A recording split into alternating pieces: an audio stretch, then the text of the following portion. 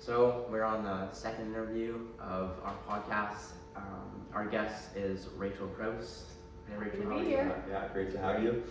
Yeah, just rolling into things. Can you maybe introduce yourself and tell us a little bit more about who you are, maybe your schooling, and generally what you did?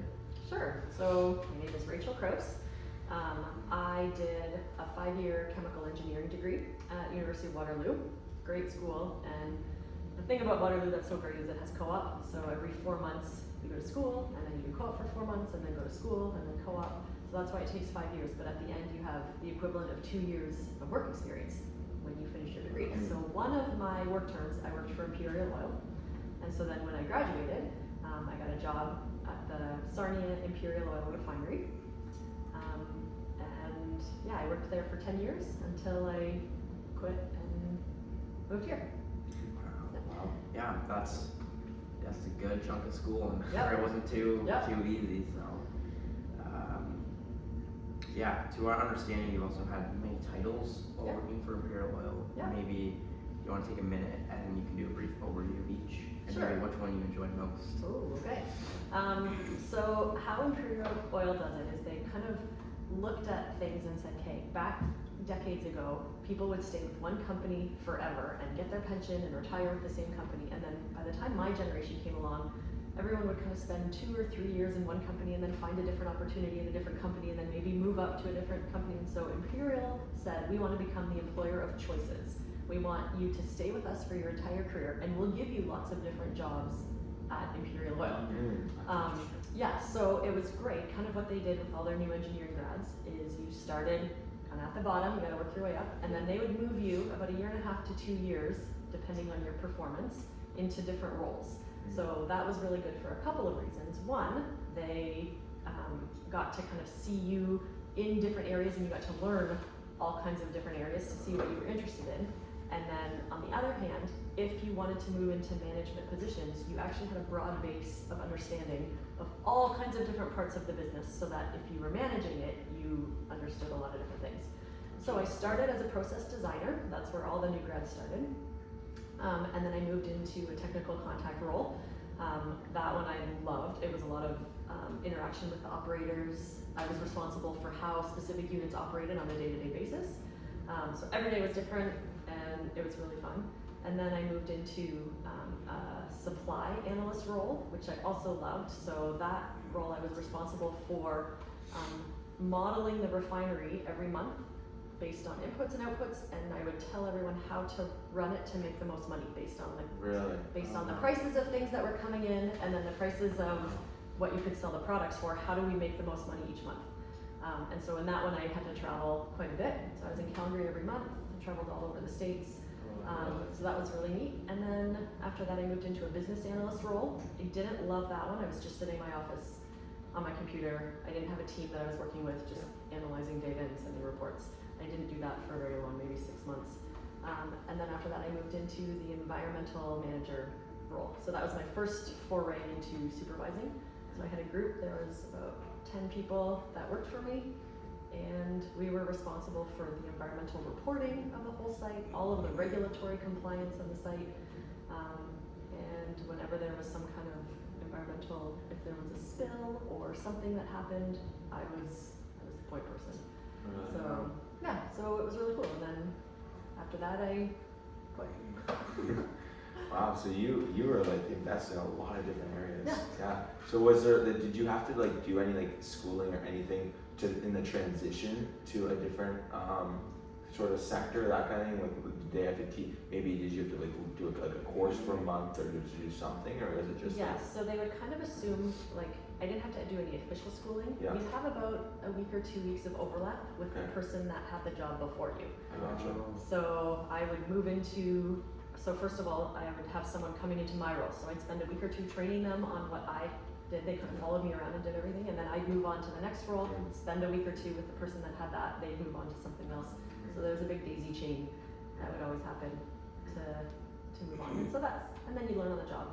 So we kind of always would say the first 2 weeks of any new job, you didn't like it because you had no idea what you were doing. You didn't know the people, you didn't know the systems. And then after like 2 weeks, you kind of start to learn a little bit. 6 months was kind of when you started to feel like you were actually helping and you could improve things and make Yeah. things better. Yeah. And then a year and a half, you'd be gone on to the next job. So That's an kind of had a interesting- year to yeah. actually make a difference. That's and an do interesting things. strategy for Yeah. them though, is wanting things to be different and stay fresh. Yeah. So people are more motivated to work for them. That's right. You don't feel like you need to move and quit and go to a different company because you keep getting different There's so jobs. many different outlets and roles. Yeah. Yeah, and that's cool because like you're directly tackling something that our country is really facing, and that's like burnout in careers and that kind of thing. Because people just go. Often we see people go into careers of just to make money or that kind of thing, or just because that's like the family line or these different things, and often because it's not their really passion or that kind of thing they're doing it for so long, it leads to so much burnout. Yeah. And so Pure Oil is constantly keeping you on your feet, giving you these different roles, and you get to you get to taste and see which one you like the most and that kind of thing. And then you kind of had to decide after a couple of years, were you interested in pursuing like a technical specialty role or a managerial role? So if you wanted a technical specialty role, then you obviously had to do more and longer time in specific technical roles, so you could become an expert. So then you wouldn't be moving around quite as much, but you kind of determined that role. And then if you wanted to go into managerial roles, they really wanted you to move to different refineries around Canada, and then if you were good, around the world.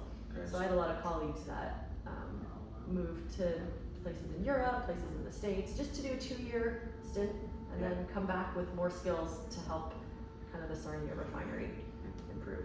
Where did you lean on that spectrum? I was heading down the managerial track, Yeah. and they wanted me to start moving, but it didn't work for our family.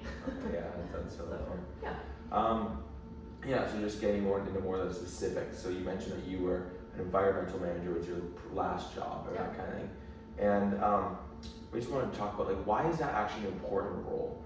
And is it true that like extraction, refining, and transportation of oil and these like organic compounds and that kind of thing, that they can leak and they can leak volatile nitrogen oxides and these different things? And what may be some of the effects that actually has on our atmosphere or specifically our troposphere? Specifically your what? The troposphere. Troposphere. I thought you said troposphere. Okay. Yeah, no, I'm like, I've troposphere. never heard of that one.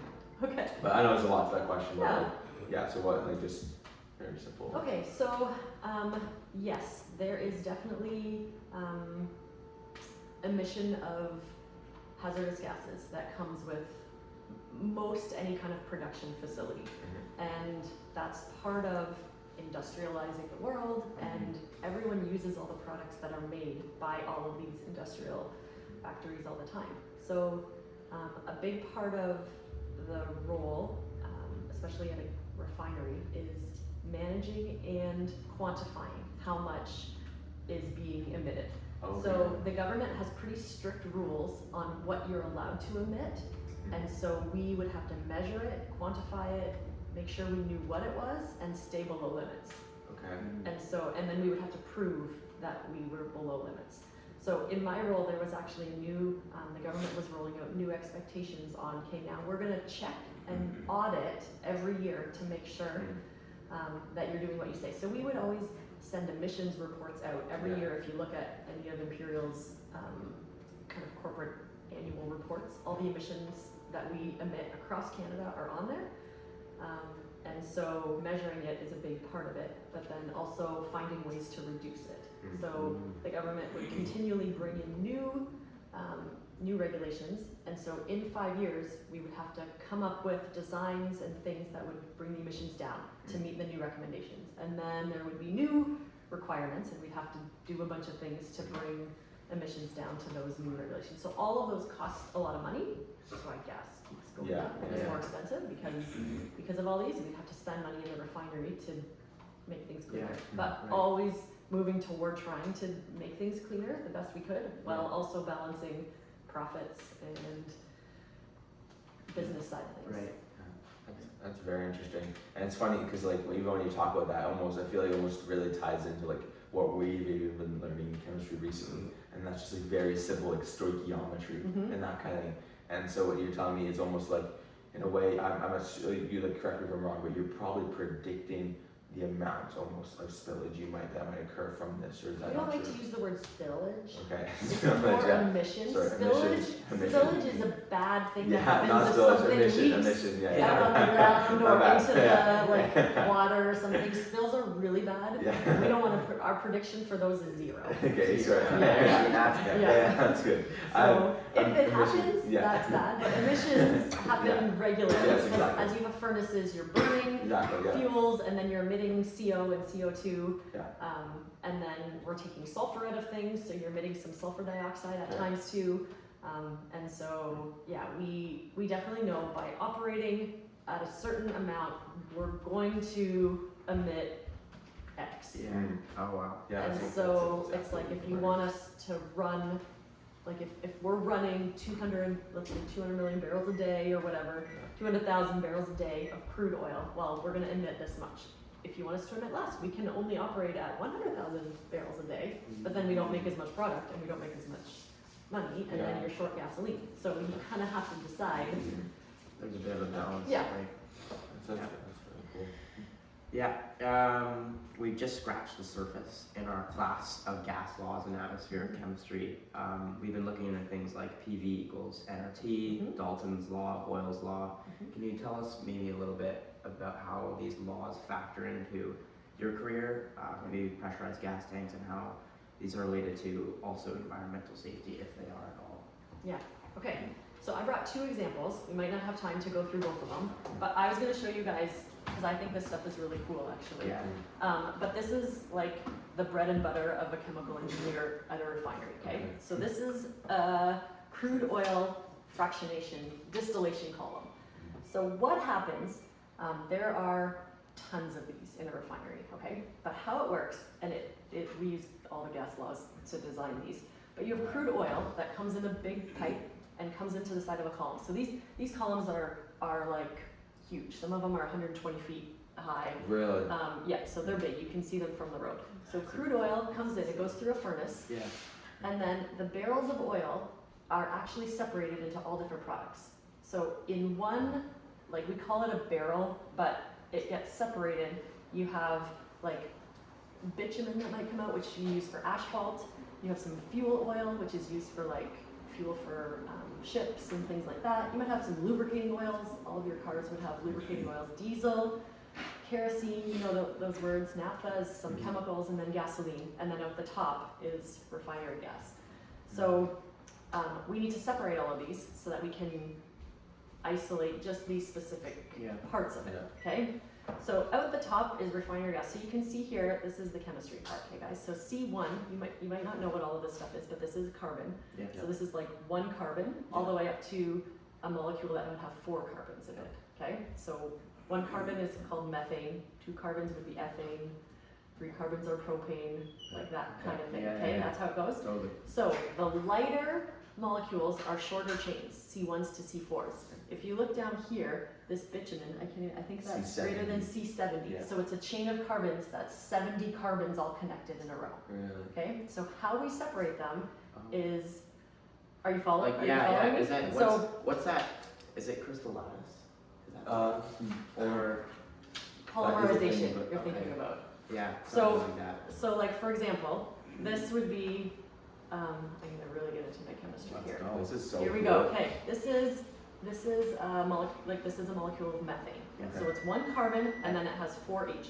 Okay, these are all hydrogens. Mhm. Yeah. So then if I make ethane, every carbon has to have 4 bonds. I don't know if you've learned about all your bonds yet, but this is ethane. So it has 2 carbons and then it ends up having 6 hydrogens. Okay, so I can make a chain then with 3, and all of the ones around it are all H's. Yeah. So that's Yeah. propane. I can Yeah. keep going. Okay. Yeah. So how we separate them is they all have different boiling points. So as you can imagine, the heavier ones stay as a liquid for way longer, Yeah. and the lighter ones, like if you think about propane, ethane, methane, if you heat them up, they will turn into a gas. Okay? So we have heaters at the bottom of this. It comes in hot, and we turn everything into a gas. Yeah. So how that relates, a really simple explanation for your PV equals nRT is as soon as we add temperature, right? So if we're going to heat it up, PV equals nRT. So if we increase the temperature and we keep everything else the same and we keep our pressure the same in our vessel, volume goes up, Right. right? Yeah. So volume goes up, it starts to become a gas and it floats up the column. Really? Okay? So That's what happens. crazy. Yeah. So there's all kinds of, these are all trays. Like there's Yeah. trays Yeah. at every level. And so what actually happens is the gas starts to bubble up. So the trays have these little caps with holes on them. So the gas bubbles up through all these holes and keeps going. And then when it gets, and then as it goes up the tower, it cools. So at some point, it's going to become a liquid again. Like that Okay. section is going to cool down and become a Oh, so liquid. you're part of that section now. So so if I have, like, let's say diesel, I have some diesel in here, it's gonna heat up, it's a gas, oh, now it's 250 degrees here, it becomes a liquid. So it's gonna fall out onto these trays as a liquid, and then we can pull it off the side. And then you have diesel, Whoa. okay? Really? And so the same That's thing crazy. happens, the same thing, right? Isn't it super That's cool? crazy. So then the same thing happens from the top. You have coolers on the top.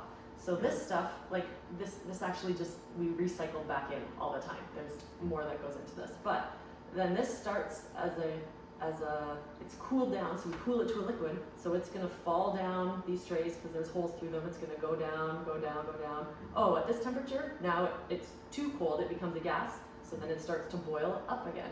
So as soon as it's a liquid on the tray, that's when you can pull it out. So I can pull out all the gasoline molecules from this spot on the tray. Okay. I can pull out the asphalt right from the bottom of the tray, like the bottom of the tower. So as the gases are going up and the liquids are coming down, they get in contact, they mix with each other, and then you have some more laws that are like partial pressures of things. So I was talking about like Henry's law and Raoult's law and stuff like that. That mix all of those things, and you can, so at a certain temperature, so these towers get designed, at a certain temperature, I want to put a tray. So I can get off exactly That's amazing. that stuff. Yeah. Okay. So are you guys dealing with all these things at Imperial Oil, or is this Yeah. specifically? Nope. one? So the Okay. barrel of crude comes in, Yeah. and it'll go through. There's a few of these Yeah. to Okay. make it all work. Yeah. And then we'll take gasoline, and we're like, okay, now gasoline, we got to process that. So we have to take sulfur out of it, and then we also have to increase the octane of this because it's not high enough octane yet.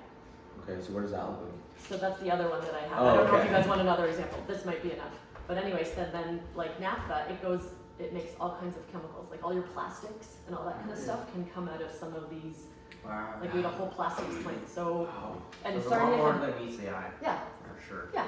So anyway, You know, I've always wondered actually, like how, because everyone talks, like I've heard so much about like a lot, like oil, like almost oil produces so much in our Yeah, world. yeah, So much of our yeah. daily, day-to-day things that we use Yeah. are produced from oil. Yep. And so that explains actually a lot. Yeah. That's really neat. it's kind of neat, right? Okay, that's really cool. Yeah. Huh. So that's the basic how our fraction, a distillation column works. There you go. Distillation column. That's awesome. Okay. So yeah, this last Does that one answer your here. question? That's like a lot Oh, of that's- Yeah, we use no, gas that's we use awesome. gas laws Yeah. to design all of That's, this. I'm gonna And show then- seriously awesome. I'll show it to the camera here. Show it to the There you camera. go. Yeah. And then you also can play around with like, I'm gonna heat it up a little bit more. I'm gonna cool it down a little bit more. Yeah. Yep, Wow. That's awesome. to move stuff around. Yeah. Yeah, I know it. Okay. Yeah, really cool. I think we'll just end with this. Yeah. Yeah. Sure. Yeah, whereas we were talking previously, there's like a lot of almost controversy in the oil industry, and a lot of the job I would assume is keeping the balance between the economy and the environment. Mhm. You spoke a bit more about the environment previously and how it affects our atmosphere, but there's also like the factor that people need to fuel their cars and people need to heat their homes. So how do these big, like massive companies walk the, seems like almost a tightrope between the environment and the economy? Yeah. And you also, you, all of your people live and work in the environment where you're emitting. So Yeah. obviously you don't want to wreck, no one wants to wreck the earth. Yeah. At the same time,